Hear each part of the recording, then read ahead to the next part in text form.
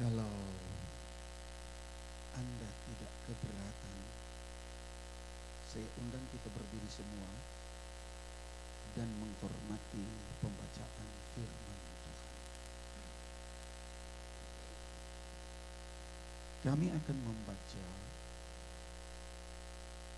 di dalam Matius pasal 3 ayat 11. Matius pasal 3 ayat 11.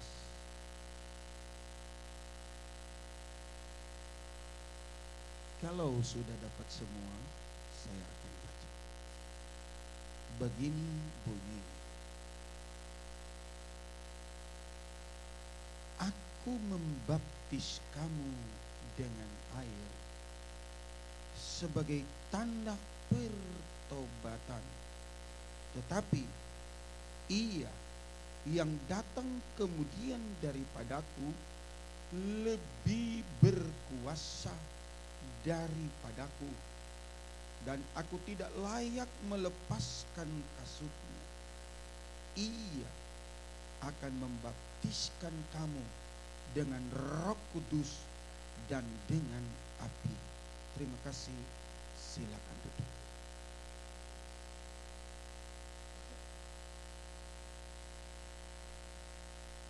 Salam sejahtera di dalam Tuhan Yesus Kristus. Tentu saja kami akan perkenalkan keluarga kami, pelayanan kami. Kami keluarga besar Manopo Watu Seke, dan masih hubungan dengan mamanya. Kemudian kami punya seorang istri namanya Vike Faber Moninghe, dan kami dikaruniakan anak 2 perempuan, dan kami dikaruniakan cucu 2 laki-laki. Satu sudah 1 tahun 7 bulan, satu baru 1 minggu lahir, baru saya datang. Kendati dia yang kawin lebih dulu, sudah 8 tahun kawin baru dikaruniakan berkat. Dan dua-dua adalah gembala.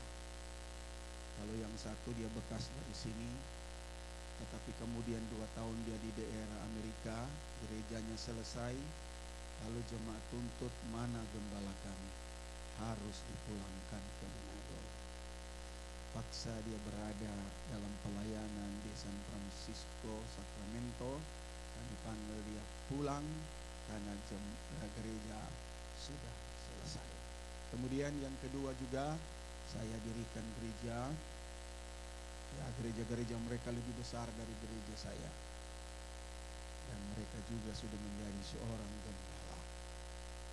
Nah, puji Tuhan, dan pelayanan kami berada di GPDI El Sadai Pal 4 Tikala Baru, Manado, wilayah 1 Wenang Tikala. Dahulunya tahun 1969 kami bertugas di daerah Kepulauan Sangihe Besar dan Talaut, kurang lebih 6 tahun di sana.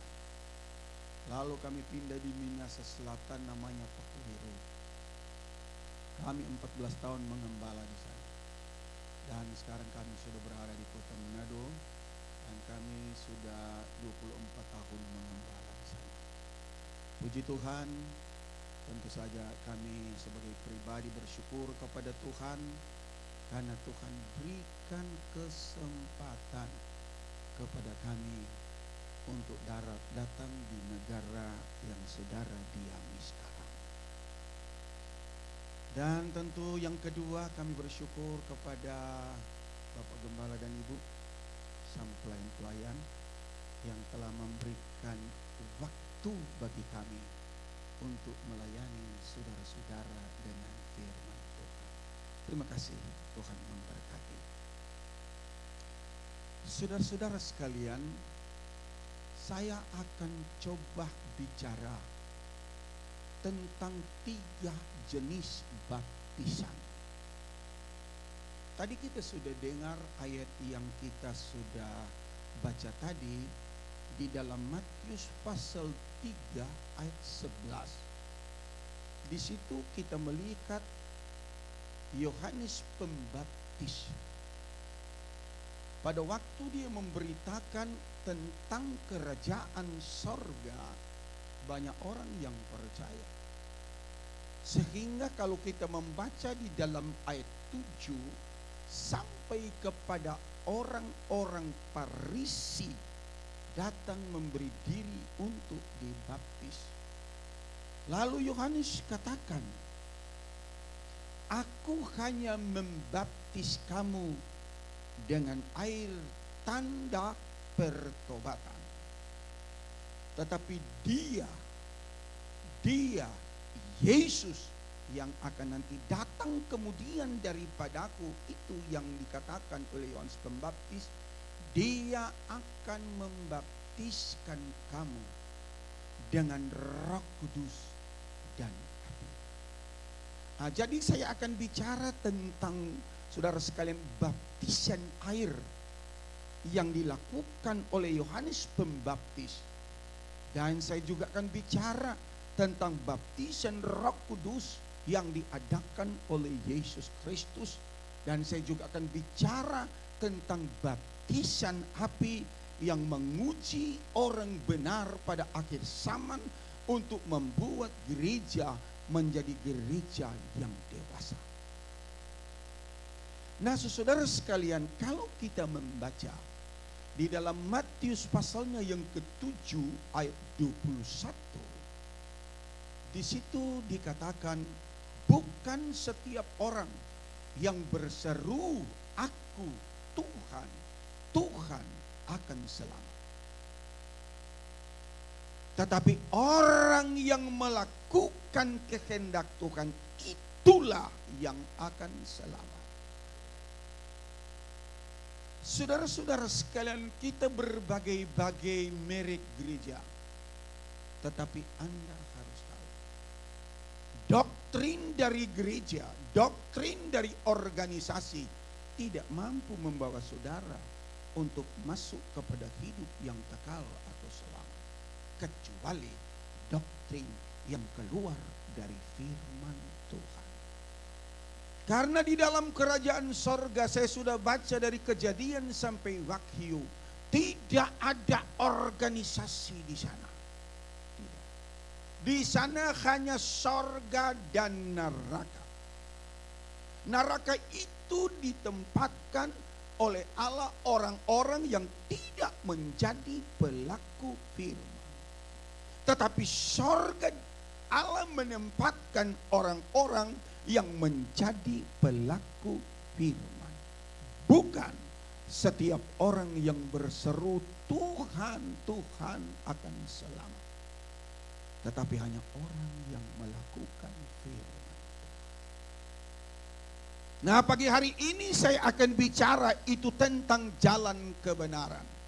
Kita sudah mendapat anugerah Allah, tetapi anugerah Allah itu harus didasarkan dengan iman dan perbuatan kita.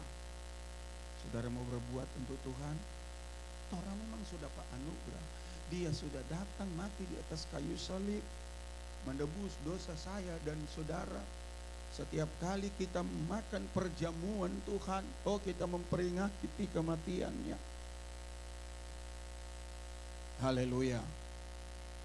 Haleluya. Tetapi anugerah Allah itu harus kita kerjakan dengan iman kepercayaan kita. Haleluya. Iman tanpa perbuatan itu nol dan kosong. Nah, itulah sebabnya biarlah saya dan saudara menjadi pelaku firman. Dan supaya kita, saudara sekalian, melihat itu sorga, kita harus melalui 3 baptisan ini. Yaitu pertama, baptisan air. Kedua, baptisan Roh Kudus. Dan ketiga, baptisan api. Nah, mungkin saudara berkata, apakah khasiat dari ketiga baptisan ini? Apakah kegunaan dari ketiga baptisan ini? Ketiga baptisan ini, saudara sekalian, mengandung kuasa dan mujizat Allah. Dalam baptisan air itu ada kuasa Allah terjadi di dalamnya. Dalam baptisan Roh Kudus ada kuasa terjadi di dalamnya. Dalam baptisan api ada kuasa terjadi di dalamnya. Itulah sebabnya orang Kristen percaya kepada Yesus Kristus sebagai Tuhan, sebagai pembawa anugerah. Iman kita harus bekerja. Ada haleluya. Karena iman tanpa perbuatan, tanpa bekerja kosong. Nah, sekarang kita akan maju.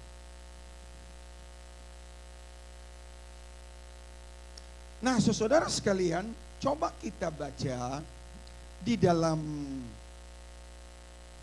pastor untuk dibacakan supaya pandai membaca, cepat membaca, cepat membuka. Kami persilakan. Sekarang coba kita baca Markus 16 ayat 15 sampai 17. Siapa kira-kira yang dapat, silakan berdiri dan baca. Kita akan masuk kepada baptisan yang pertama. Baptisan yang pertama. Ya. Ayat 15 dan seterusnya.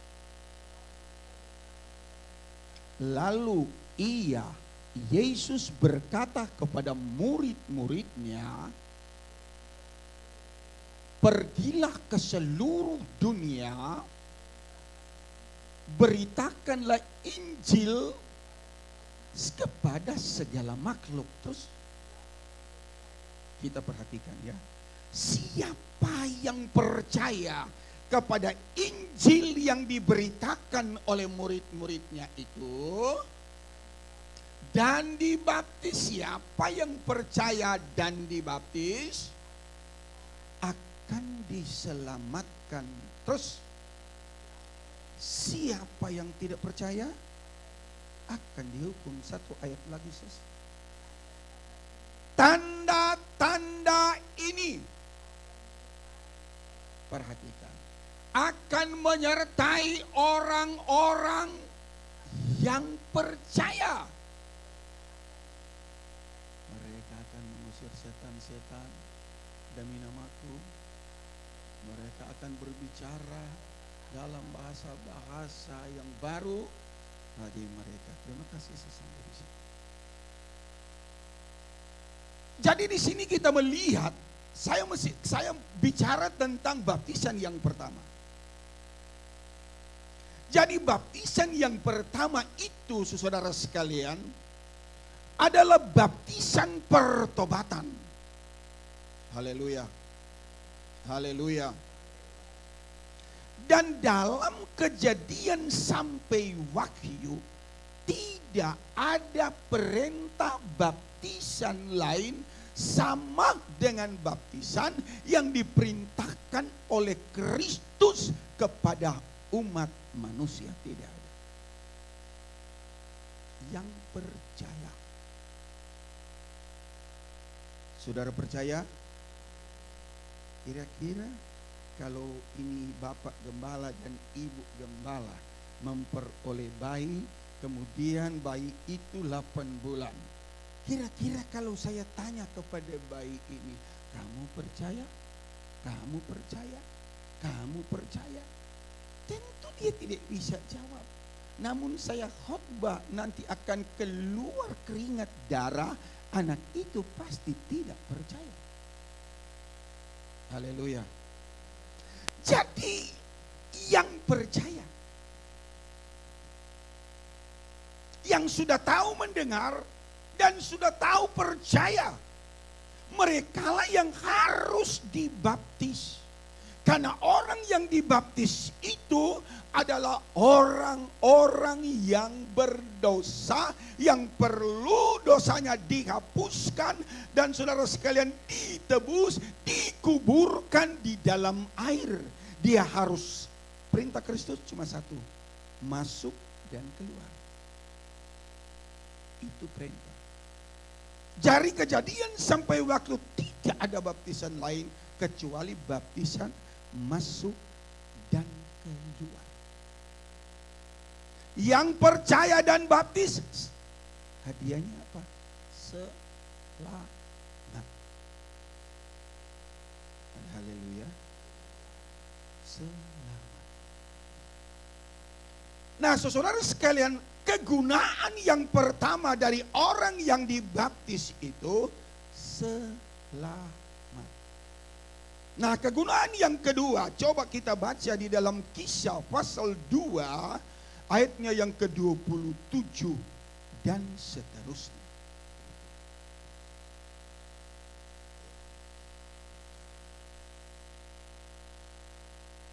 Silakan, siapa yang membaca berarti saudara berkhotbah sama dengan saya. Ya, silakan baca Kisah pasal 2 ayat 27 dan seterusnya. 27, 37. Tunggu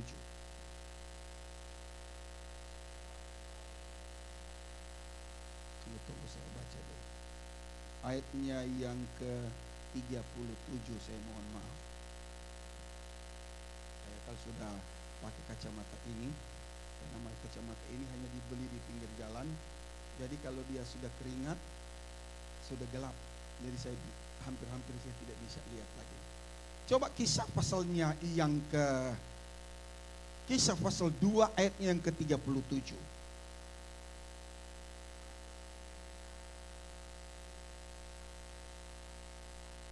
Ya. Ya, terus. Apakah yang kami harus perbuat? Terus. Masih ada. Jawab Petrus kepada orang banyak yang sudah mendengarkan berita Injil melalui Petrus. Jawab Petrus kepada orang banyak itu. Bertobatlah. Hendaklah kamu masing-masing memberi dirimu dibaptis dalam nama Yesus Kristus untuk pengampunan dosamu. Terima kasih. Jadi manfaat dan kehebatan yang kedua. Yang pertama selamat. Dan yang kedua dosamu diampuni. Haleluya. Kira-kira Anda berhutang kepada teman saudara. Kalau Anda tidak bisa bayar lagi. Kemudian saudara sekalian, orang itu bilang begini, utangmu yang banyak saya hapus. Senang tidak? Senang tidak?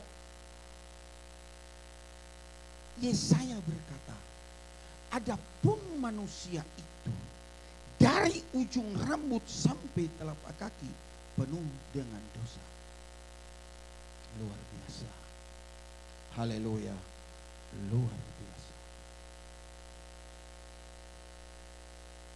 Nah, kalau dosa manusia itu dihapuskan, itulah tanda mujizat yang paling luar biasa.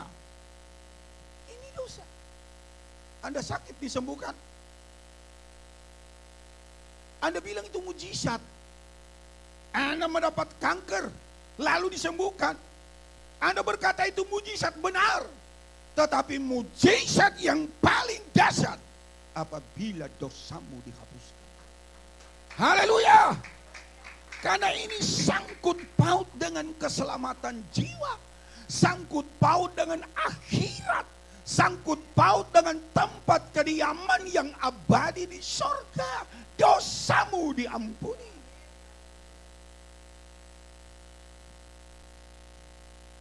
Kami terus saja. Yang ketiga, yaitu saudara sekalian,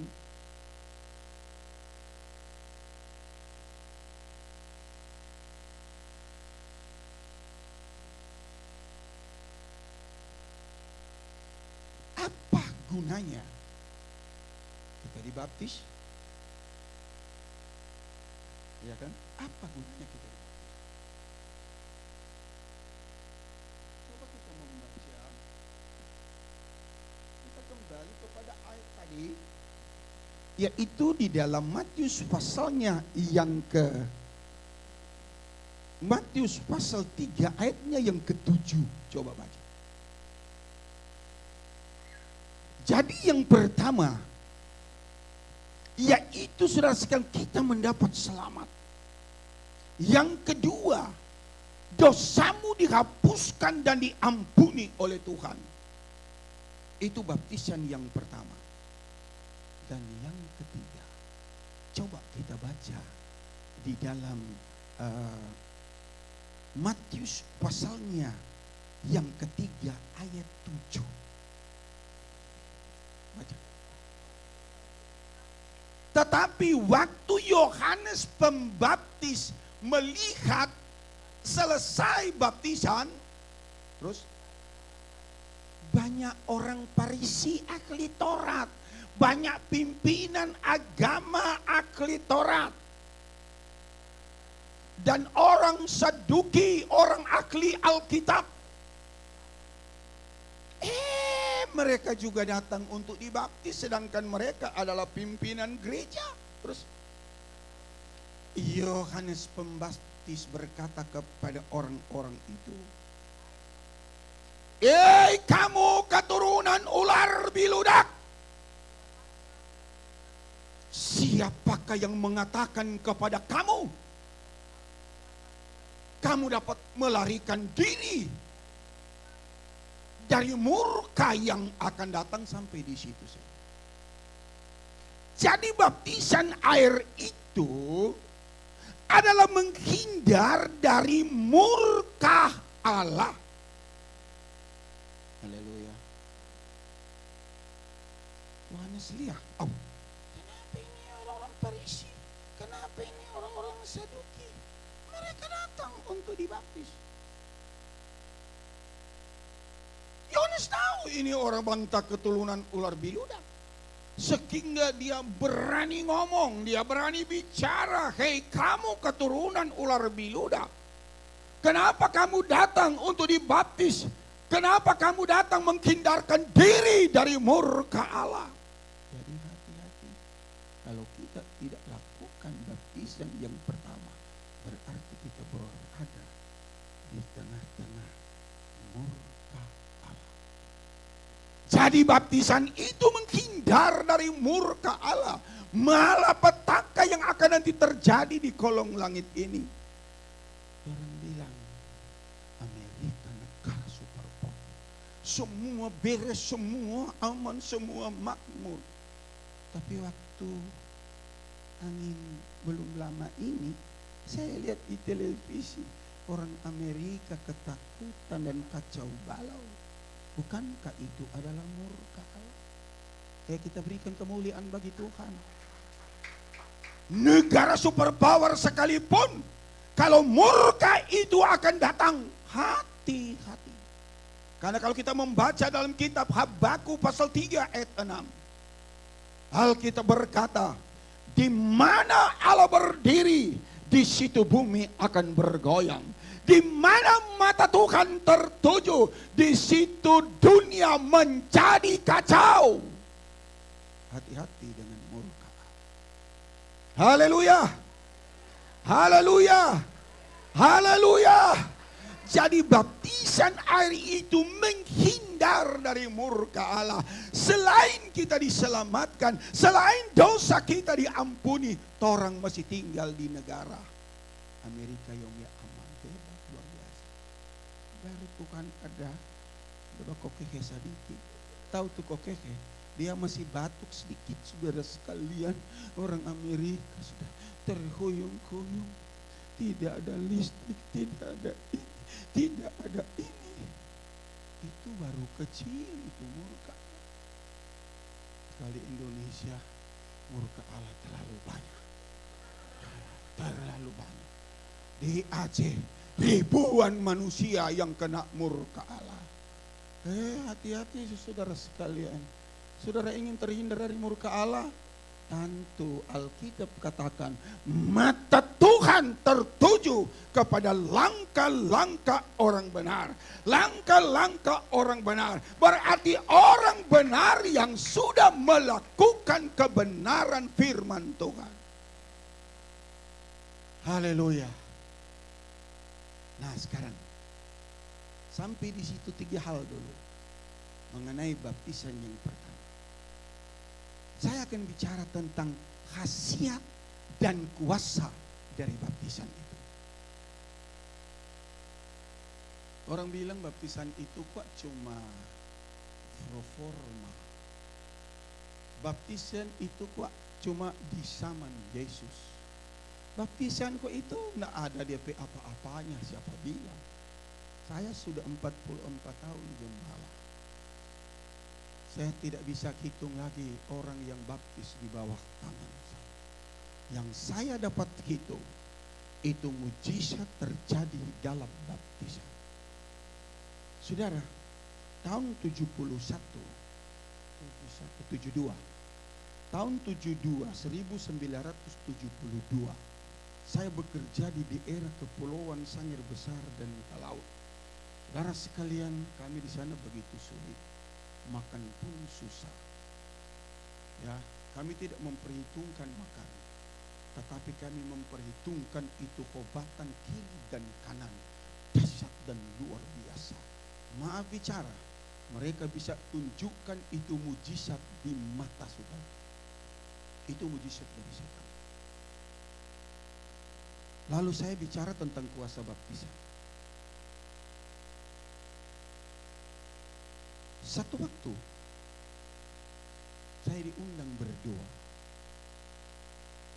Waktu saya diundang berdoa hari Jumat. Saya masih ingat, saya puasa, saya diundang. Lalu saya tanya, siapa yang mau didoakan? Oh, orang tua kami yang sudah 7 bulan terbaring sakit. Lalu saudara sekalian waktu itu saya bilang boleh. Sembahyang pertama pada waktu pagi, sembahyang pertama saya seperti tidak ada roh. Tahu-tahu itu bapak itu yang didoakan, dia salah satu dukun yang terkenal di daerah itu, dan dia menguasai sampai ke 3 kecamatan. Jadi orang yang sakit, orang sakit apa saja datang kepadanya. Nah sudah waktunya dia yang kena penyakit. Supaya saudara tahu, saya di jalan, harus masuk 15 meter dari jalan rumahnya. Saya di jalan sudah berbau busuk orangnya. Karena apa saudara sekalian? Rupanya obatannya makan dirinya. Supaya saudara tahu, dia punya ini bengkak begini. Ada lubang seperti ini. Dan keluar ulat. Dan bau busuknya luar biasa. Itu hari Jumat. Kemudian saya lihat di punggung ini. Di punggung ini seperti bola kaki dan lubang begini besar. Saya ukur dengan tangan saya. Keluar ulat. Baunya luar biasa. Bapak itu tidak bisa jalan lagi. Tidak bisa berbuat apa-apa. Doa kedua saya lihat tidak mempan ya. Tahu-tahu saudara sekalian, saya dapat lihat itu barang yang di atas satu rumah. Kita bilang apa yang digantung-gantung sana. Saya tanya, apa itu? Oh, Bapak punya pegangan. Oh, itu iya. Masih di mana lagi? Ada di muka rumah, di tangga. Kita bilang, saya ingin berdoa kepada Bapak. Kalau Bapak ingin sembuh, saya ingin berdoa untuk Bapak. Tetapi saya minta itu yang digantung sana ambil, saya akan bakar. Dan itu yang ditanam di depan di depan tangga harus cabut, saya akan bakar. No, namanya kalau orang ingin sembuhkan, Mana-mana dikatakan oleh pendeta itu. Yang penting dia tahu dia mesti sembuh. Itu saja. Saya ambil bakar. Waktu saya bakar, saudara sekalian, saya bilang pada waktu itu, saya katakan kepada mereka, kamu percaya kepada Tuhan Yesus? Itu istrinya masih menyahut sama saya. Oh, kami sudah lama. Orang tua kami pimpinan gereja. Nah, luar biasa. Jadi Kristen saudari nenek moyang mereka. Kemudian saudara sekalian, saya berdoa, saya bakar. Pada waktu saya berbakar itu, opak itu meloncat-loncat kiri dan kanan. Meloncat-loncat pokoknya, ya, karena itu setan yang mau keluar dari dirinya. Lalu dia punya pendarahan yang di sini dan di sini. Oh, dia spike sama dengan air. Lalu waktu itu saya katakan begini, percaya kepada Tuhan Yesus, percaya, lakukan firman Allah. Lalu mereka katakan, menjadi pelaku firman bagaimana? Harus baptis dan keluar. Itu saja. Kalau mau suka lihat mujizat Allah. Tahu-tahu dia punya hari Minggu, kami lihat, ini siapa ini orang banyak ini? Dia dikawal oleh orang banyak datang masuk gereja. Karena katanya mau lihat itu mujizat. Iya. Bayangkan sampai selesai gereja, sampai dia dibawa di baptisan air. Tetapi satu keajaiban, pada waktu saudara sekalian dia turun di dalam baptisan air, saya tumpang tangan saya. Jemaat yang di atas bilang begini, Om pegang tangannya, jangan sampai dia masuk dan tidak keluar lagi. Iya, karena orangnya jalan masuk dan ya. Apa yang terjadi? Saya pegang tangannya. Saya masih begini. Saya mau baptis dalam nama Bapa, Anak dan Roh Kudus. Saya cari angin begini. Di mana ada angin, saudara sekalian, saya pindah baptis. Angin, saya tidak bawa busuknya. Pada waktu dia masuk di dalam air, dia keluar menjadi orang yang sempurna. Dan dia berteriak waktu itu, tempat perlindungan saudara sekalian dari beberapa kecamatan bagaikan pohon yang sudah tumbang. Itu dia suaranya berteriak seperti itu. Sampai dia naik ke atas, lubangnya tidak ada lagi. Baik di sini maupun di belakang.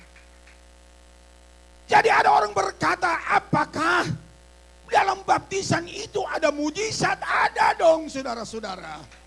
Sedang dosa diampuni Tuhan, jiwa diselamatkan, apalagi kalau cuma bicara soal tubuh. Oh, baptisan itu dahsyat. Anda berani dibaptis, Anda keluar dari murka Allah. Anda berani dibaptis, dosamu diampuni. Anda berani dibaptis, jiwamu diselamatkan. Itulah kuasa. Itu terjadi 1972. Tetapi yang lebih aneh, 2 tahun yang lalu saya baptis boksu. Pendeta yang saya baptis, pendeta yang sudah 50 tahun jadi pendeta di salah satu agama mereka. Dan dia itu saudara sekalian adalah dosen di Universitas Samratulangi khusus agamanya. Dia seorang pendeta. Kalau mereka sebut dia seorang boksu. Lalu saudara sekalian anaknya bersaksi kepadanya. Karena istrinya pincang, tidak bisa jalan. Lalu apa yang terjadi? Saya diundang hari Kamis siang berdoa. Papanya bilang, kalau ada satu agama lebih hebat dari agama saya akan pindah. Saya akan tinggalkan agama saya. Namun saya sudah 50 tahun jadi boksu, saya akan tinggalkan. Apa yang terjadi? Anaknya bersaksi. Panggil, kalau begitu, panggil itu gembalakan. Siapa tahu dia sembuh. Waktu dia katakan begitu, saya bilang, kamu salah, jangan bilang siapa tahu. Memang kuasa Yesus siapa tahu kalau mau sembuh. Nah, nggak ada yang siapa tahu. Oh iya ya om, iya ya om. Dia juga agama itu loh, dia bertobat, banyak mujizat yang dia alami. Kami berdoalah. Kami berdoa. Habis berdoa pada hari Kamis, itu kakinya begini. Kakinya sudah bergerak. Habis berdoa, kakinya. Besoknya saudara sekalian, kami pergi berdoa lagi. Tetapi sebelum berdoa, anaknya itu dia bekerja di salah satu perusahaan jemaat juga. Lalu pada waktu mereka berhenti mau makan siang jam 12 tepat, ya, dia punya karyawan yang cukup banyak. Lalu dia duduk di kursi. Pada waktu dia duduk di kursi, dia mendapat penglihatan. Pada waktu dia mendapat penglihatan, dia lihat itu naga besar, panjangnya luar biasa. Lalu dia berteriak, teman-temannya anggap dia dirasuk setan.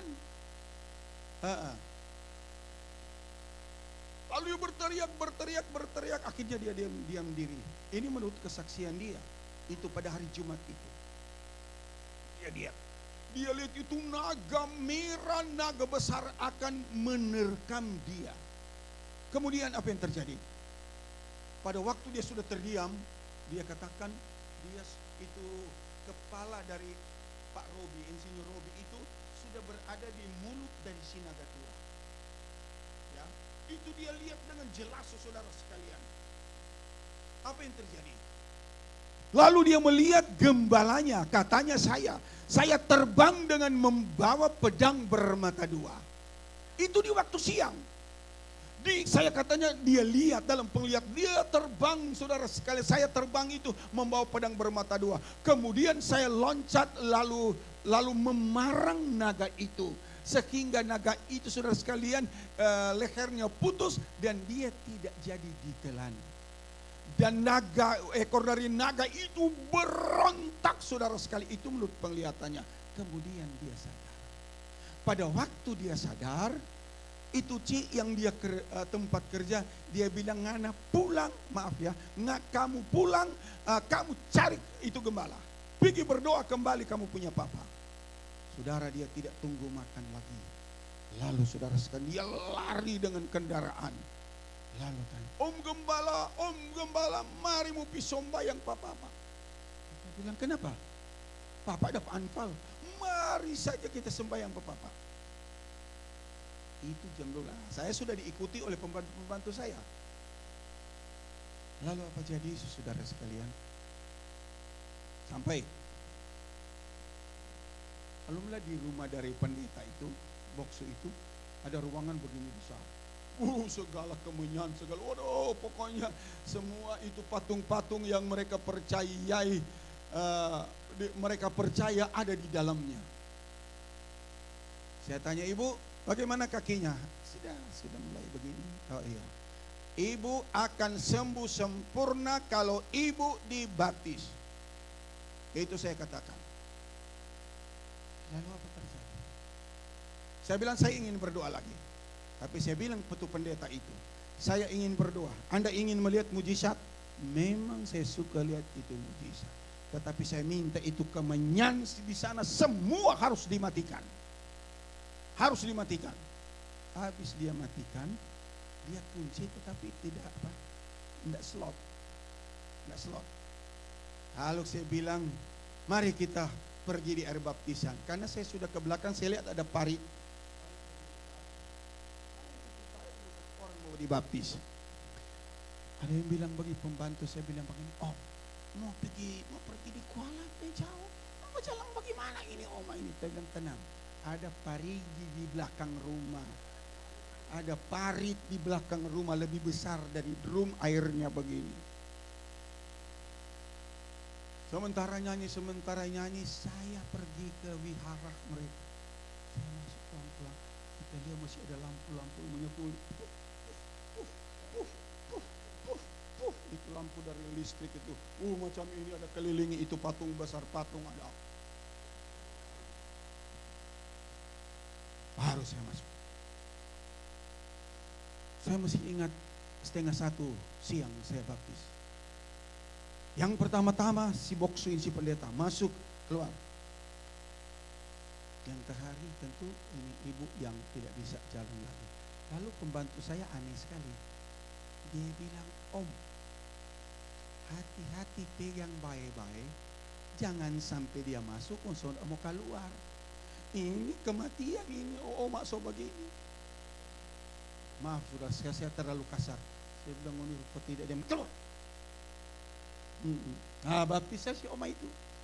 Pada waktu oma itu dibaptis, dia diangkat lalu dimasukkan di dalam parit itu.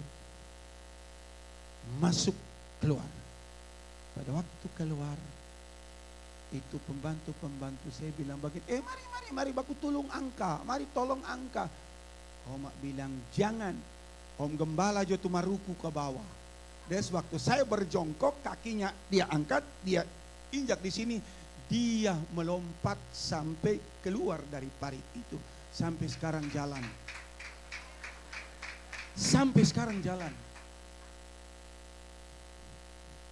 Jadi itu keluar biasaan. Jangan bilang baptisan air itu tidak ada kuasa. Sedang dosa dihapuskan. Apalagi kalau cuma sakit secara lahiriah, itu kecil. Haleluya. Haleluya. Saudara-saudara sekalian, keluar biasaan Tuhan itu tidak bisa diukur oleh otak manusia, tidak bisa diotak-atik oleh para ilmuwan dan para filsafat, tidak bisa.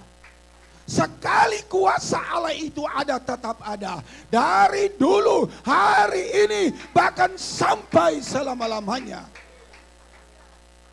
Luar biasa. Itulah baptisan yang pertama. Kekuatan baptisan itu dahsyat. Haleluya. Kemudian kita akan masuk kepada baptisan yang kedua. Yaitu, tidak mengapa kita baca, atau taruh saja di slide sini supaya semua bisa baca.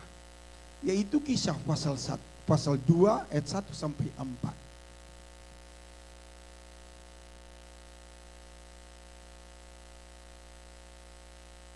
Ya, di sini. Ketika tiba hari Pantekosta, semua orang percaya berkumpul di satu tempat. Tiba-tiba turunlah dari langit suatu bunyi seperti tiupan angin yang keras yang memenuhi seluruh rumah di mana mereka duduk.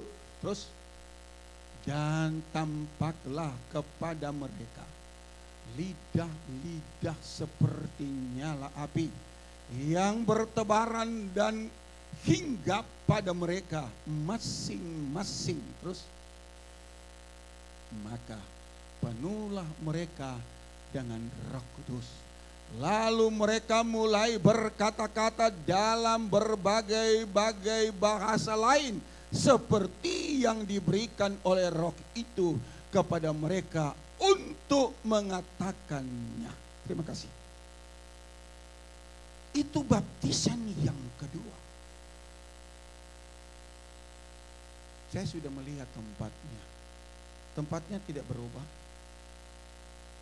Tempat di mana kamar loteng Yerusalem itu tidak berubah. Kami sudah masuk, kami sudah naik. Lalu saya bertanya kepada juru bicara. Dia bilang bukan cuma 120 orang yang berdoa di sini, tapi banyak orang. Tetapi yang dipenuhi dengan Roh Kudus 120 orang. Tetapi mereka yang ada di sini kurang lebih 600 orang. Mana yang ada di luar menjadi penonton. Dan penonton itu menjadi pengolok orang yang dibaptis dengan Roh Kudus. Jadi orang benar, orang percaya, selain dari baptisan air yang membawa dampak keselamatan dan kuasa, kita harus dibaptis dengan Roh Kudus. Ada haleluya. Dan Roh Kudus itu, baptisan Roh Kudus itu membawa kita kepada kekayaan kekuatan yang abadi.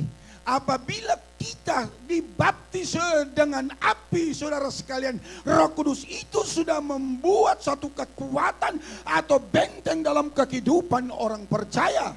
Haleluya. Dan disertai dengan berbagai-bagai bahasa.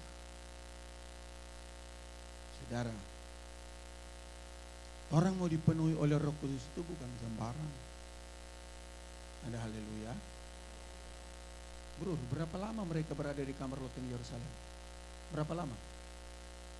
10 hari lamanya. Nanti hari ke-10 baru mereka dipenuhi dengan Roh Kudus. Tetapi dunia kepercayaan sekarang sudah beda rupanya. Belum ada penyembahan yang benar, sudah berkata-kata asing.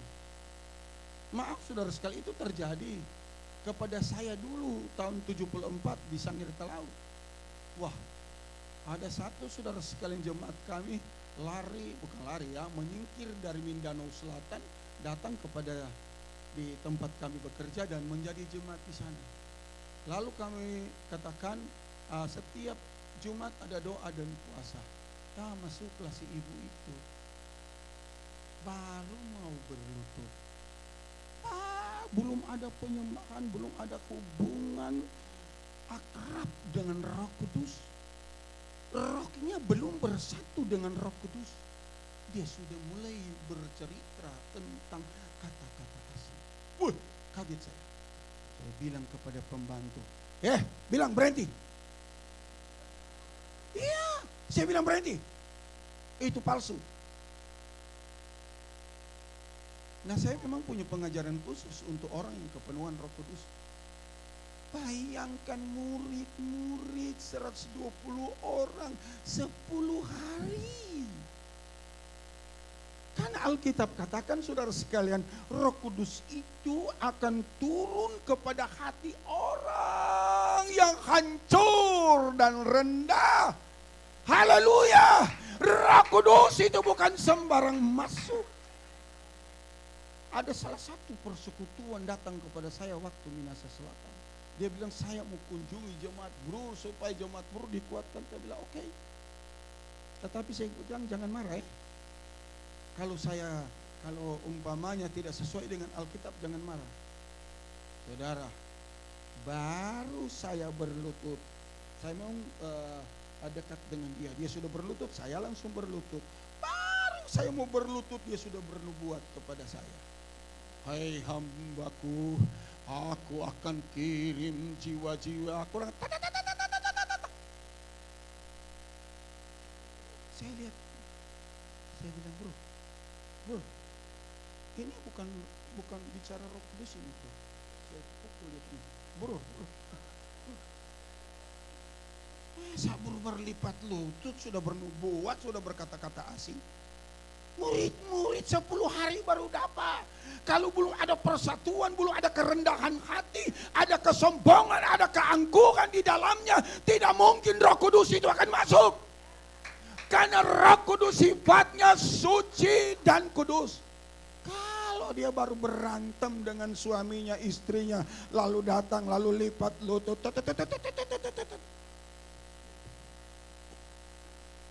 Pengalaman saya sudah 24 tahun, saya sudah 44 tahun menjadi gembala. Saya punya pelajaran khusus untuk pelajaran Roh Kudus. Bukan main itu kekudusan Roh Kudus. Itu saudara, Roh Kudus sifatnya suci dan kudus. Baru lipat lutut saudara sekalian, bukan main hati orang ini. Itu bukan sembarang, saya minta maaf saudara sekalian. Saya memang radikal di atas podium. Namun jemaat saya tidak ada yang saya sembunyikan. Sekali salah tetap salah, sekali berdosa tetap berdosa. Tentu kalau dia menyadari diri, dia harus. Saya punya jemaat dulu di daerah Kepulauan Sangir Besar dan Talaut, dia orang Cina. Dia bilang begini, kalau saya ada tamu, gimana itu pendeta sana khotbah? Selalu sorga di telinga, sorga di telinga, sorga di telinga. Jadi kok bermaksud, saya suka si pengkhotbah itu menyinggung dosa saya sehari-hari. Supaya saya sadar, dan supaya saya bertobat. Saya bilang, benar juga ini orang ini. Iya kan? Dia bilang, guna apa? Guna apa saya masuk gereja? Kalau hanya berbahagialah kamu. Memang Tuhan sudah janji itu berbahagia. Diberkatilah kamu. Memang Tuhan sudah janji itu berkat. Sentuh dong dosa saya. Supaya saya jadi gereja yang sempurna. Itu cara saya di gereja saya. Jemaat sudah tahu-tahu.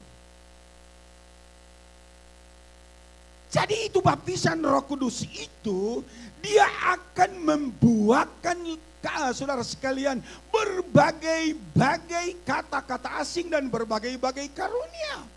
Jangan saudara sekalian saudara manipulasi itu kata-kata asing, manipulasi itu nubuat, manipulasi itu berbahasa roh. Jangan saudara sekalian. Hati-hati. Karena yang akan menjadi antikristus bukan dari tempat yang lain, dari gereja.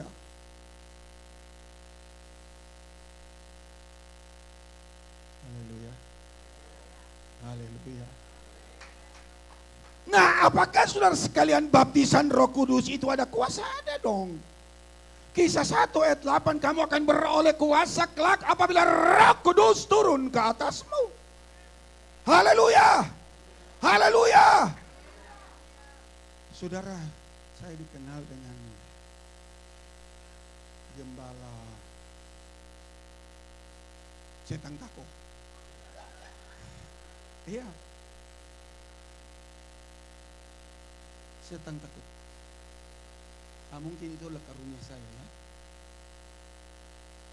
Pernah itu sebenarnya saya lihat ini, saya sudah janji mau kebaktian dengan ada anggota jemaat saya yang sudah 30 tahun di sini, tapi terbukti dia tidak ada.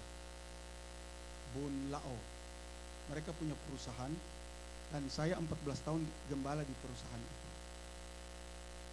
Lalu saudara sekalian satu waktu saya sementara khotbah. Orang datang, "Bro, berhenti saja, berhenti. Kenapa itu saya punya pembantu dari pagi dirasuk setan?" Saya baru mulai khotbah. Kemudian saudara sekalian, selesai khotbah saya berdoa, Tuhan, sertai saya dengan Roh Kudus.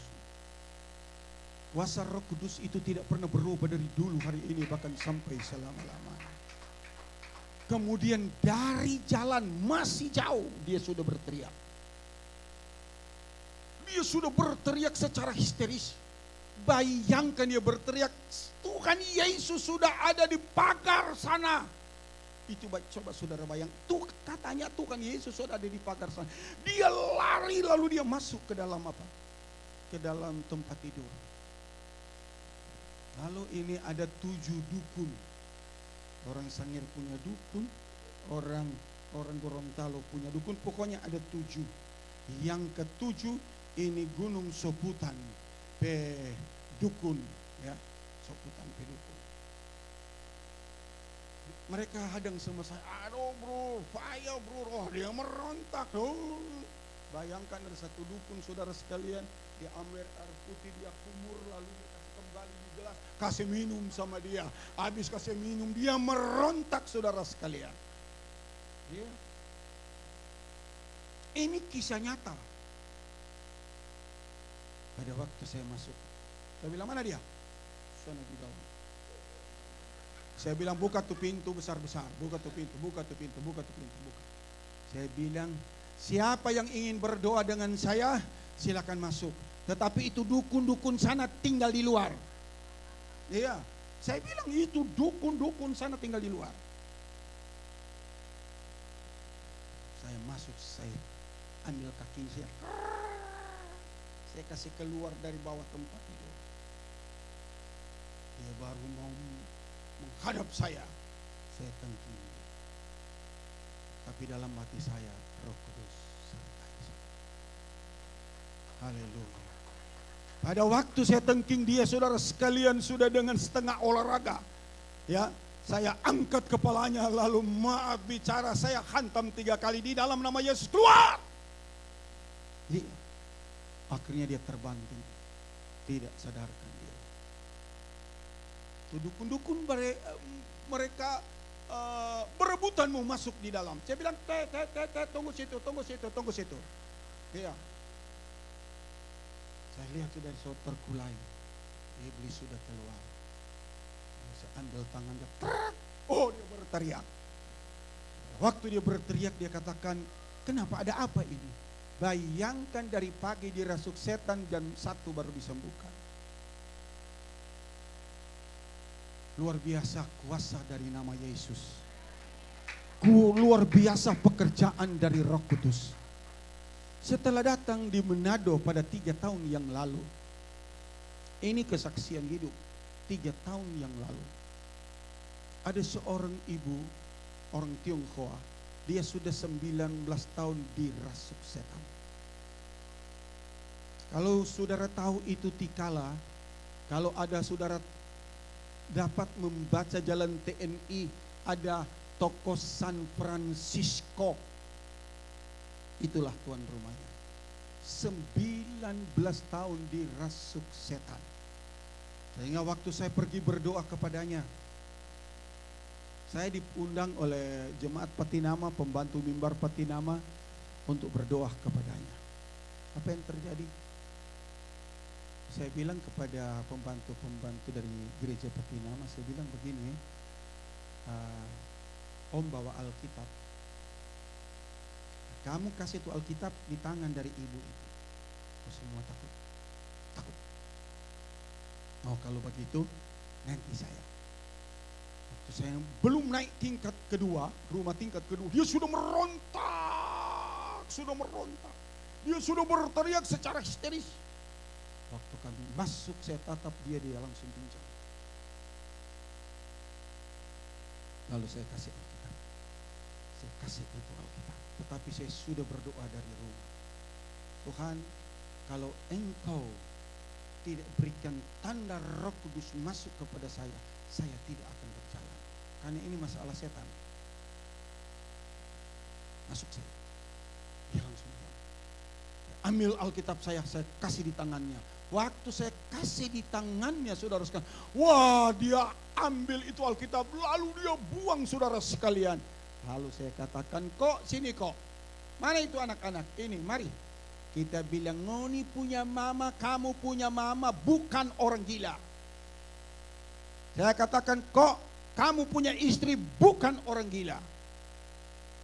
19 tahun, bukan orang gila. Dia cuma dirasuk setan. Lalu apa yang terjadi? Kami berdoa. Waktu kami berdoa, dia merontak. Saya bilang kepada kedua hamba Tuhan, jangan tutup mata. Jangan kena pukulan dari ini orang dasar. Biasa begitu. Biasa waktu dia merontak, dia hantam orang. Iya, ini setan ini. Lalu apa yang terjadi, saudara? Kami berdoa sambil buka mata. Lalu saudara sekalian, kami mulai tengking dia dalam nama Yesus. Wow. Apa yang terjadi? Selesai dia berteriak, dia pak. Tanda saya tahu, tanda setan sudah keluar dalam dirinya. Saya angkat dia, saudara sekalian. Karena dia belum sadar, saya lipatkan tangannya. Saya lipatkan sampai sakit. Setelah dia terasa sakit, dia berteriak, aduh sakit. Kita bilang, ses berdiri. Cik berdiri. Siapa Cik, ada apa? Siapa, ada apa kita? Kan dirasuk setan. Kenapa saya, ada apa? Nah, waktu dia bercerita secara sadar, saya panggil anaknya dia, kamu punya mama bukan gila. Oh, siapa bilang kok kita gila? So normal. Kita bilang kok ini Cik yang tidak gila. Oke, apa anda bilang kita gila, so? Karena kan sudah 19 tahun kan? Ini sudah 19 tahun. Lalu saya katakan, kalau anda ingin menjadi kesembuhan yang sempurna, bawa dirimu untuk dibaptis. Sampai sekarang tidak kumat-kumat. Itu kuasa baptisan dan kuasa Roh Kudus sampai hari ini dia ada, saudara sekalian. Karena Alkitab katakan kamu akan beroleh kuasa kelak apabila Roh Kudus datang kepadamu. Lebih dahsyat lagi. Saudara sekalian, pada beberapa tahun yang lalu Manado sudah dikenal banyak gereja setan. Iya, banyak gereja setan. Lalu ada seorang pemudi. Dia dirasuk setan. Dia dibawa di gereja, dipastori. Dia merontak ke sana kemari. Sampai pendeta lari. Dia berdiri. Dia pakai jurus bangau. Lari si pendeta. Lari. Datang lagi si pendeta satu. Waktu dia mau masuk, dia punya jurus yang luar biasa. Lari lagi si pendeta.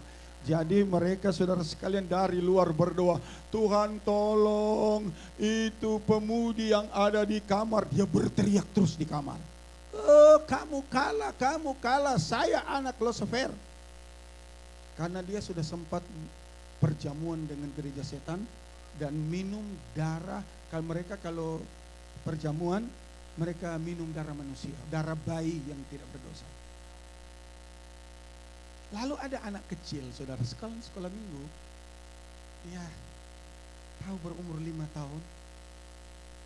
Dia masuk, dia lihat, semua pendeta-pendeta, pimpinan lari semua. Lalu apa ini anak kecil dipakai oleh Tuhan? Ini anak sekolah minggu. Apa dia bilang dengan dialek Manado? Kalau torong PM gembala kacang-kacang itu. Iya, ini anak kecil. Kalau torong PM gembala, kacang-kacang. Itu. Lalu saudara sekali, gengsi kan? Dari gereja yang menganut gereja lainnya, di gengsi. Tetapi orang tuanya juga tidak tahan melihat penderitaan anak. Pokoknya wajahnya dia ketabrak beton, pokoknya tidak jadi sempurna lagi. Dan kuku-kukunya, saudara sekalian, dia garuk beton. Pokoknya ngeri. Datang lagi si anak kecil itu. Setelah lu siksa ngoni. Kalau torang gembala, kacang-kacang, bawa Jo. Kau dorang bawa, mereka bawa ke gereja. Waktu mereka bawa ke gereja, saudara sekalian, banyak orang ikut, banyak penonton. Lalu anak itu, Om Gembala, saya persiada di lapangan, saudara sekalian, di gereja saya di lapangan. Om Gembala, napa? Saya jalan santai. Dia mau masuk ke pastori dan gereja, dia takut. Saya bilang ke sini masuk, ke sini. Dia lari ke sana kemari. Hei, masuk. Dia lihat sama saya. Dia masuk pelan-pelan.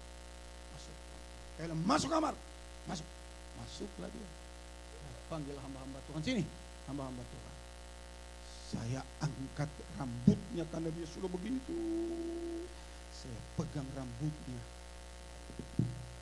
Dalam nama Yesus, setan keluar.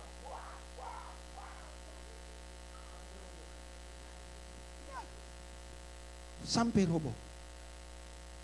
Setelah dia sudah roboh, dia berteriak seperti kambing, saudara sekalian. Ampun. Dikurung dia di kamar. Mamanya dan papanya menangis di luar. Jangan menangis, dia sudah sembuh. Waktu saya buka, dia tuh. Kita bilang, ambil sesapu, kompas sesapu di pastori. Iya, sapu. Iya, sapu. Habis ini, mau pel, Om. Iya, pel. Iya. Mamanya, saudara sekalian, menangis. Luar biasa itu kedahsyatan pekerjaan Roh Kudus. Jadi kuasa baptisan Roh Kudus, kuasa baptisan air itu punya khasiat yang besar, punya kuasa yang tidak pernah berubah. Haleluya, haleluya. Puji Tuhan, banyak hal yang saya rasa dan alami. Dan ketiga, terakhir ya, so panjang bro. Saya biasa panjang. Dan saya paling hormati kalau ada orang tidur. Karena saya kalau tidur saya tidak mau diganggu, saudara sekali. Iya, saya tidak mau diganggu. Saya kalau ada, dorang so tahu, jangan Om Gembala ada tidur yang baru itu. Nah, begitu juga dengan saya. Kalau ada orang tidur, saya tidak mau ribut-ribut di sini. Haleluya. Haleluya. Nah, saudara sekalian, coba kita baca Ayub 23 yang terakhir ya. Ayub 23 ayat 10 dan 11. Kalau boleh dipancang sini saya akan baca supaya saudara mengerti semua. Ayub pasalnya yang ke-23 ayat 10 dan 11.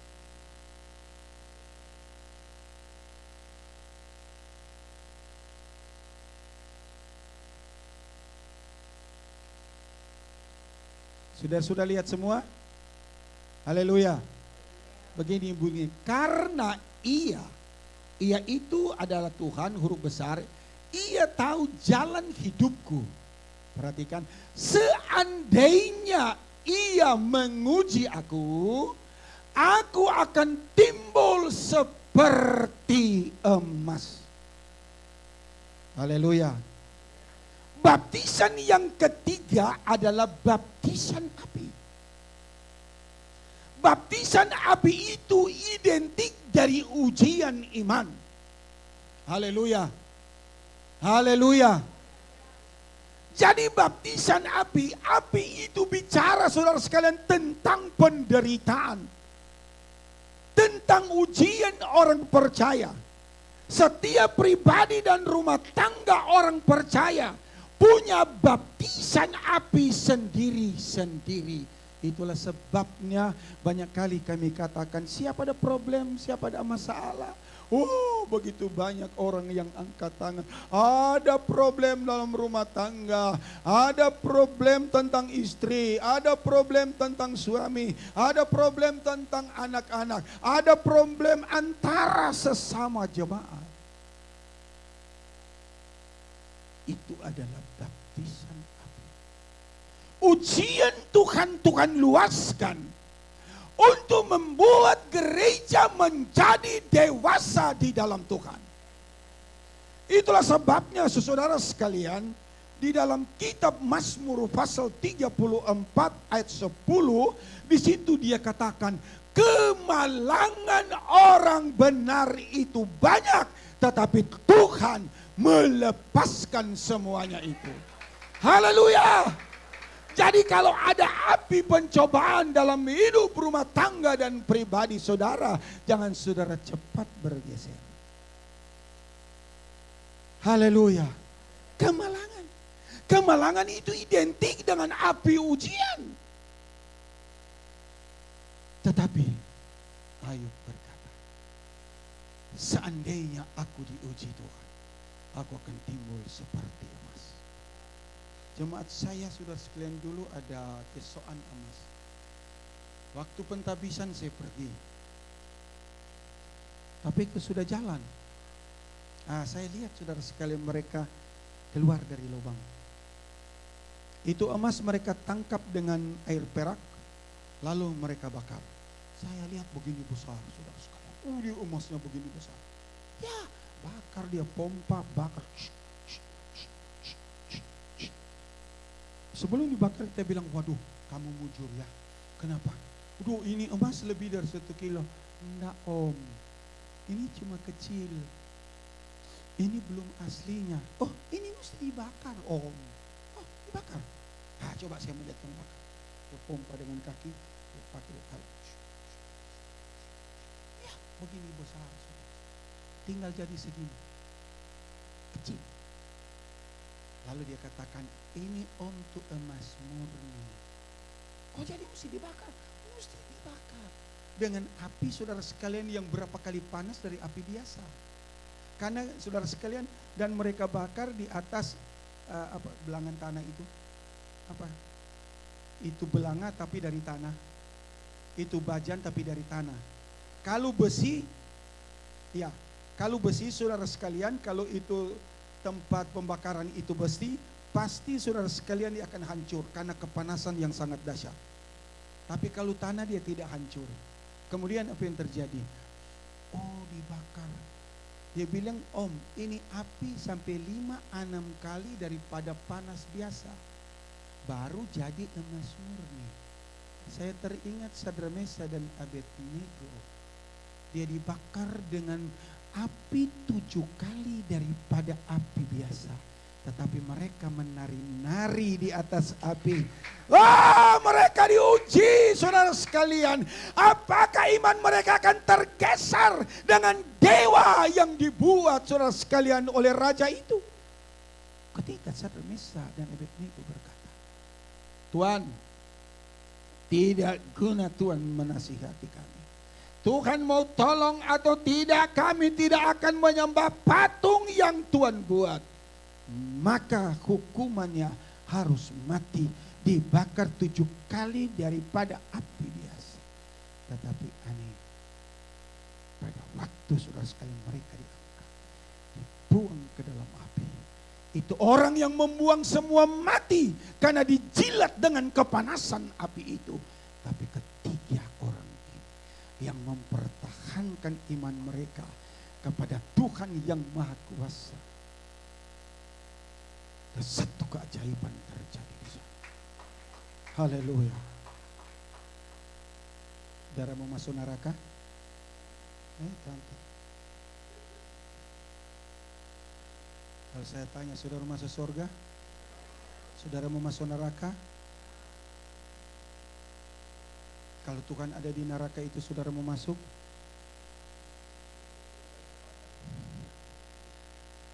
Neraka kalau Tuhan ada jadi surga. Sadrak Mesa dan Abednego 3 orang. Kemudian apa yang dilihat oleh sang raja? Dia katakan kepada orang-orang yang mari. Coba lihat. Bukankah 3 orang yang kita buang di sana? Kenapa sudah ada 4 orang di sana? Orang itu seperti dewa lah adanya. Siapakah yang menyertai mereka dalam perapian? Adalah Tuhan. Haleluya. Haleluya. Haleluya. Jadi saudara sekalian, ujian orang benar kalau Tuhan ada, maka ujian itu menjadi suasana surga bagi orang yang percaya. Haleluya. Takut masuk neraka. Terbukti bagi Sadrak Mesa dan Abednego, neraka jadi surga karena sudah ada, saudara sekalian, orang yang keempat di sana. Lebih dahsyat lagi, sang raja berkata, Sadrak Mesa Abednego keluar.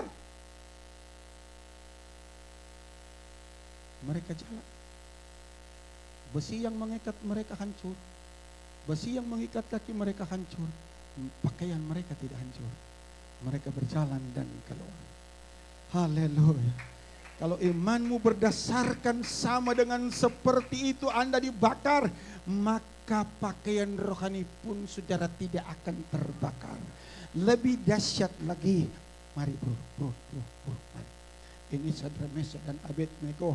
Sadrak Mesa dan Abednego keluar. Keluarlah. Lalu si Sadrak, lalu si raja, dia mulai dari kepala. Dia lihat itu pakainya. Malu dong. Dia lihat itu tangan. Ada itu rambut-rambut di tangan, tidak ada yang gugur. Lebih dahsyat lagi, si raja itu bau. Pada waktu dia bau tangannya, tidak berbau asap. Luar biasa. Bagi orang percaya, saudara sekalian, terima kasih bro. Bagi orang percaya, api ujian yang dahsyat sekalipun, kalau engkau berimankan Tuhan, bau dosa tidak ada di dalamnya. Bau, saudara sekalian, dunia tidak ada di dalamnya. Pakaian rohanimu tetap utuh, dagingmu tetap utuh, daging yang tidak berbau dosa, daging yang tidak berbau dunia, tidak, karena Tuhan beserta dengan dia. Kemalangan boleh datang, tetapi Tuhan mampu melepaskan mereka. Saudara, 3 jenis baptisan mengandung kuasa. Tidak ada 3 jenis baptisan ini lalu tidak mengandung kuasa. Lakukan itu sesuai dengan panggilan dan karunia Tuhan.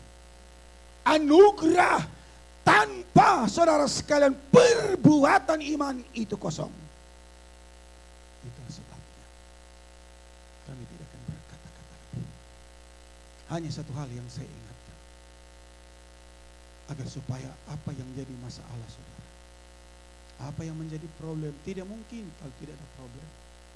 Orang kaya lain masalahnya, orang miskin lain masalahnya, orang berpangkat lain masalahnya, orang tidak berpangkat lain masalahnya, jemaat lain masalahnya. Karena semua kita dibaptis dengan berbagai-bagai baptisan untuk menguji kita menjadi gereja yang sempurna. Juga gembala lain masalah. Nah, supaya saudara tahu, jemaat itu adalah mahkota dari seorang gembala. Haleluya.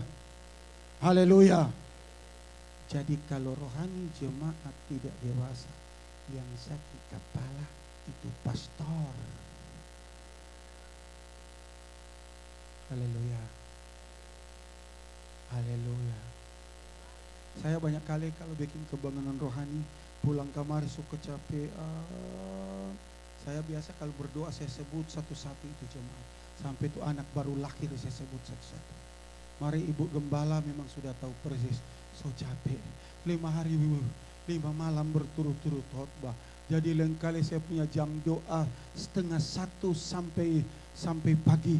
Lain kali tidak terlaksana apa sebab hati berkehendak tapi tubuh lemah. Nah, waktu saudara sekalian, waktu saya tertidur, istri saya di pinggir saya, lalu dia mulai berdoa, gantikan saya berdoa. Lalu dia mulai sebut satu persatu, Tuhan tolong Bapak ini, tolong Bapak ini, tidak ada yang terlewatkan. Tuhan berkati Bapak ini. Jadi kalau dia jadi susah, gembala, ibu gembala yang jadi, oh kasihan.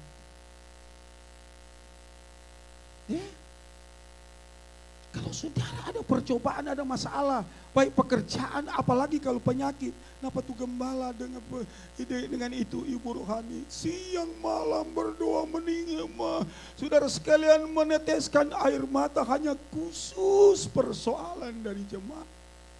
Luar biasa, karena seorang gembala maju kena, mundur kena, ke kiri kena, ke kanan kena, semua kena. Itu masalah dari seorang gembala. Saya pengalaman. Apa yang kita harus lakukan? Kuasa dari 3 baptisan tidak pernah berubah. Haleluya. Rajin berdoa, rajin berbakti, serahkan hidup kita kepada Tuhan, problem itu kecil. Kalau kita saudara sekalian melihat penderitaan Kristus 2000 tahun yang lalu, sehingga tubuhnya harus rela menjadi hancur, saudara sekalian, berkeping-keping. Darah segar keluar dari tubuhnya, membasahi bumi, tanda gereja dilahirkan di atas penderitaan. Penderitaan kita tidak sebanding dengan penderitaan Kristus. Terbukti sampai hari ini kita memperingati penderitaan Kristus di dalam perjamuan Tuhan. Apakah perjamuan Tuhan ada kuasa? Ada dong. Haleluya. Pada 1,5 tahun yang lalu, ada saya punya jemaat. Dia memang pernah 4 bulan stroke, tidak tahu diri. Kemudian kami berdoa, dia mulai sadar, perlahan-lahan sadar, sehingga bisa jalan, suara mulai sempurna. Pada 1,5 tahun yang lalu, kami sementara khotbah perjamuan. Lalu apa yang terjadi? Kurang kaget, orang Manado bilang dari tempat itu dia, boom! Terbanting. Waktu terbanting, dia bilang cukup 2 orang yang angkat. Kita hormati firman Tuhan. 2 orang angkat. Nah, 2 orang ini memang pegawai rumah sakit, ahlinya. Lalu mereka katakan begini, sembahyang. Terpaksa saya dari podium turun. Saya bilang kasih tidur di Kedera. Waktu dia tidur di Kedera, ini 2 orang bilang so mati. Hah? So mati? Iya, so mati. Datanglah anaknya menangis.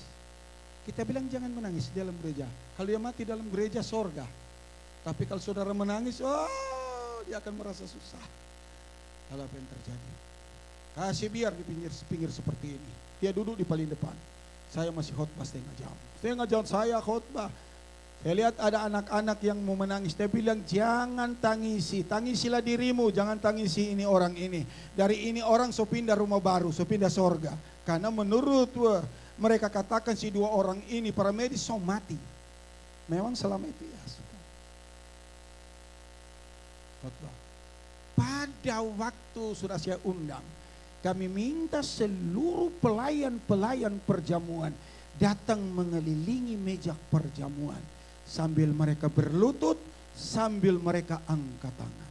Lalu saya berdoa, Tuhan saatnya kami akan mengikuti perjamuan Tuhan yang penuh dengan kuasa dan mujizat.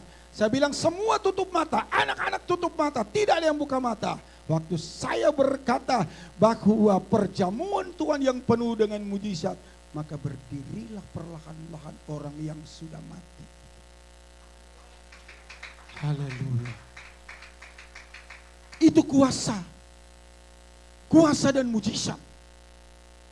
Jadi sampai sekarang itu anugerah Tuhan kita rasa melalui penebusannya. Kita akan makan perjamuan Tuhan. Mengingat penderitaannya 2000 tahun yang lalu yang memberikan kasih karunia. Itulah sebabnya kerjakan kasih karunia dengan iman kita. Haleluya. Haleluya. Saat itu saudara sekalian dia bangkit. Lalu malumlah orang Manado bilang orang ada ya, orang berada. Keluar dari ibadah langsung mereka bawa di rumah sakit.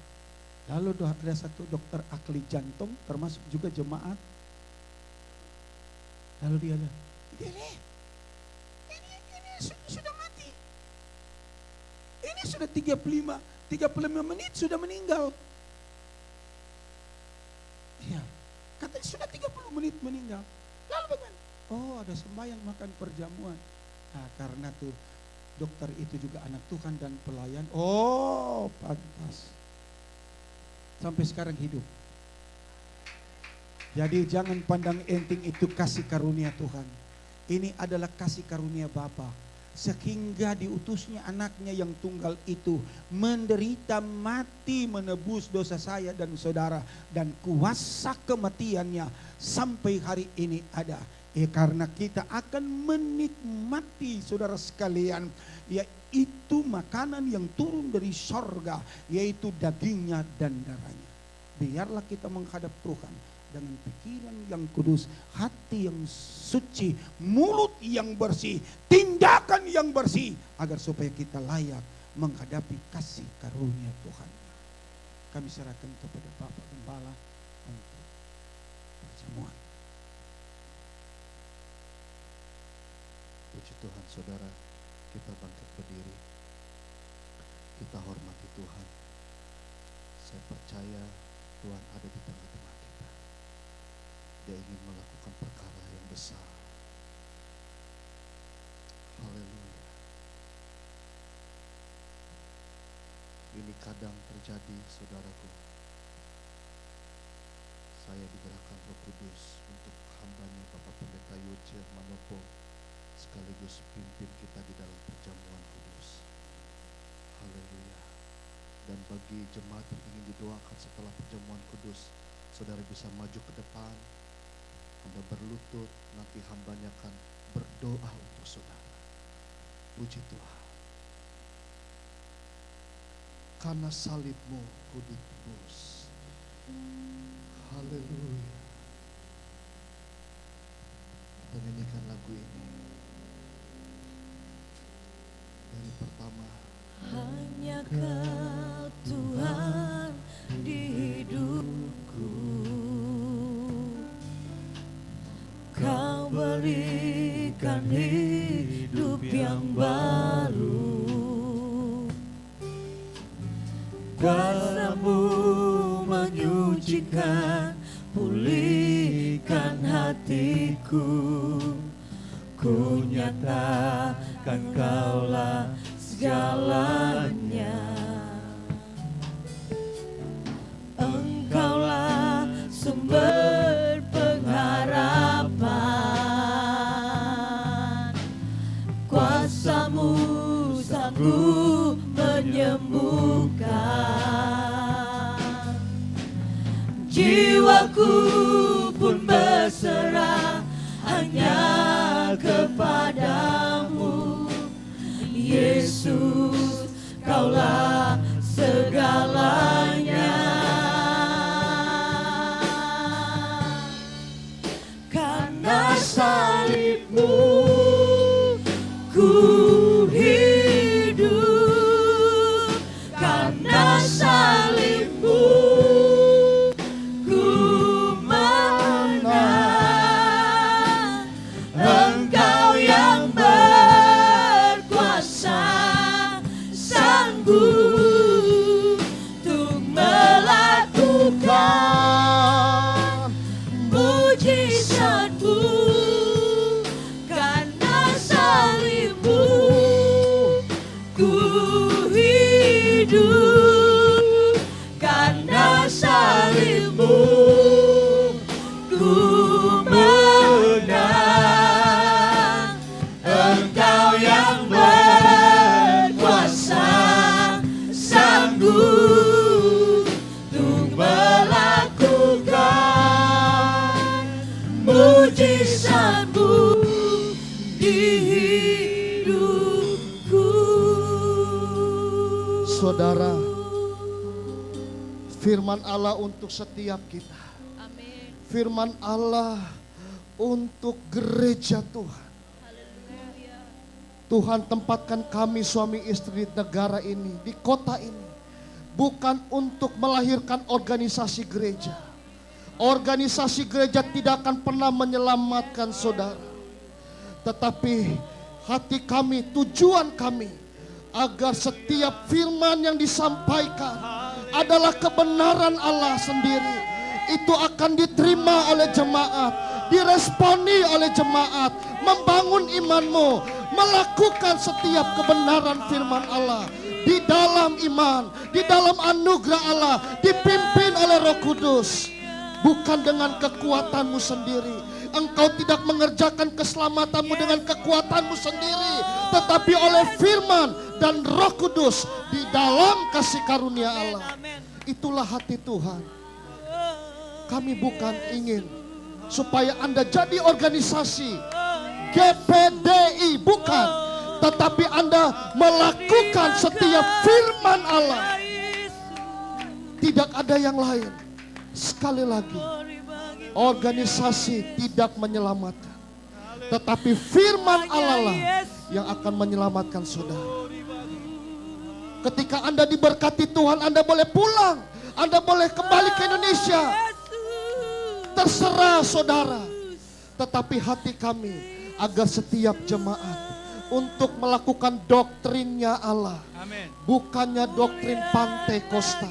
Tidak. Semua Alkitab yang berbicara kepada saudara. Terima kasih Tuhan. Kita nyanyikan lagu ini. Responi anugerah Allah. Responi kasih karunia Allah di dalam iman. Ku hidup karena salib-Mu, ku menang. Engkau yang berkuasa, sanggup melakukan mujizat-Mu. Karena salib-Mu ku hidup. Karena salib-Mu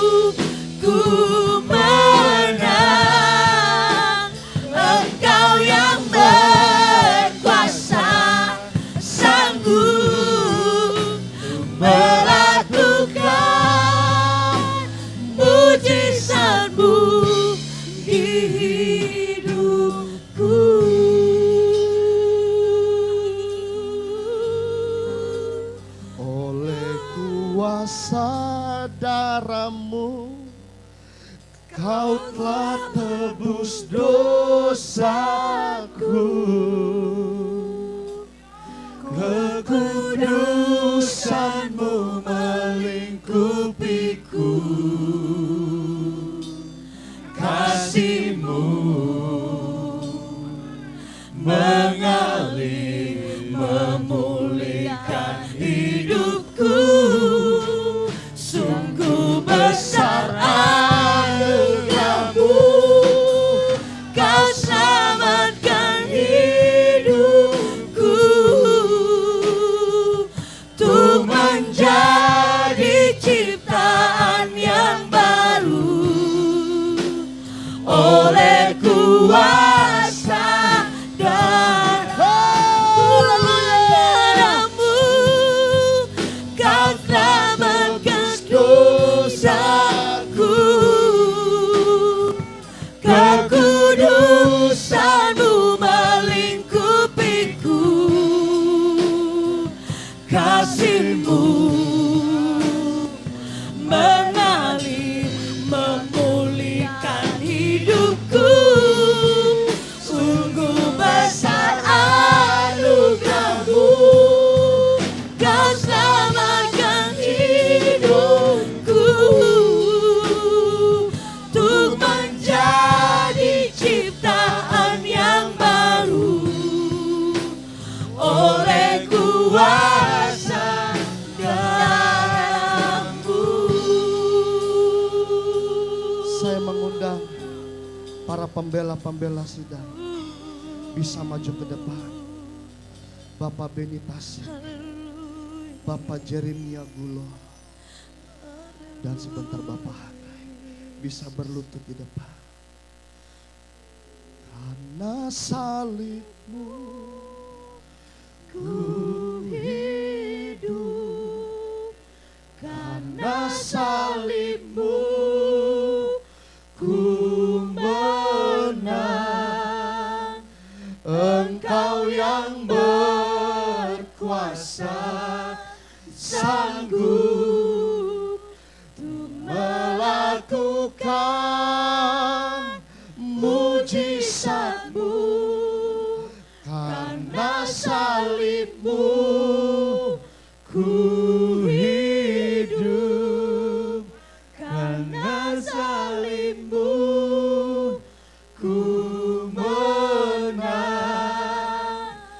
Engkau yang berkuasa, sanggup untuk melakukan mujizat-Mu di hidupku. Engkau yang berkuasa, sanggup melakukan mujizat-Mu di hidupku.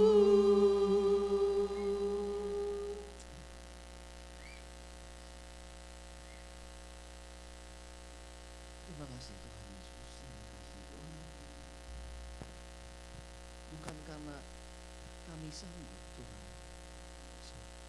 tapi Haleluya. karena Engkau mati buat kami ya Yesus. Haleluya Yesus. Kami menerima pengampunan dosa dan keselamatan. Haleluya Yesus. Tuhan, kami berterima kasih kepadamu Tuhan. Haleluya Yesus. Terima kasih buat Roh Haleluya. Kudus-Mu yang manis dalam hidup kami. Haleluya. Mari Roh Kudus, kami persilakan Engkau menjamah memenuhi hidup kami. Haleluya. Terima kasih Tuhan. Haleluya Yesus. Tuhan, firman-Mu berkata atas gereja ini Tuhan. Firman-Mu berkata dan Engkau berkata, Haleluya Yesus. dan umatku yang atasnya namaku disebut Haleluya merendahkan Yesus. diri, berdoa mencari wajah-Mu, lalu berbalik dari jalan-jalan kami yang jahat. Haleluya. Tuhan, Kau berkata Engkau mau mendengarkan kami dan mau mengampuni dan memulihkan keadaan kami Tuhan. Haleluya. Tuhan, kami berdoa setiap umat-Mu di tempat ini tidak terkecuali ya Tuhan, dipulihkan oleh Engkau ya Yesus.